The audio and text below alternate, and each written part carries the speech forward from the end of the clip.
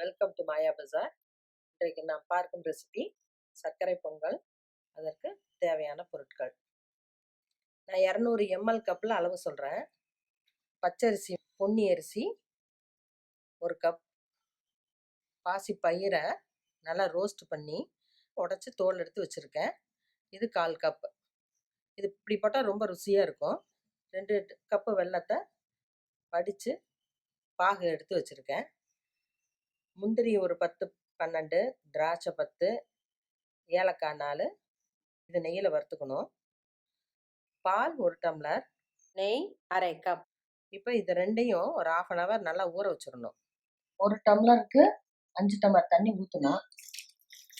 4 tumbler தண்ணி 1 tumbler பால் add பண்ணிட்டேன். தண்ணி சூடாயிருச்சு. அரிசி பருப்பு நல்லா ஊறிடுச்சு. வெயிட் போட்டுட்டு ஒரு விசில் வந்தோன்னே சிம்மில் 5 minutes வச்சுக்கலாம். நல்லா வெந்துருச்சு. வெயிட்டான கரண்டினால் நல்லா அழுத்தி கிளறி விடணும். இப்போ வெள்ளைப்பாக்கு ஊற்றிடலாம்.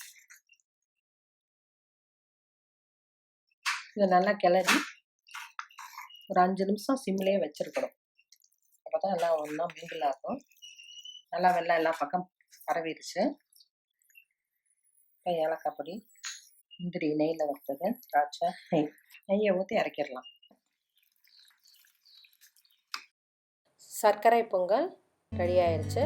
குழந்தைகளுக்கு ரொம்ப பிடிக்கும். செஞ்சு பாருங்கள், சாப்பிட்டு பாருங்கள். தேங்க்யூ.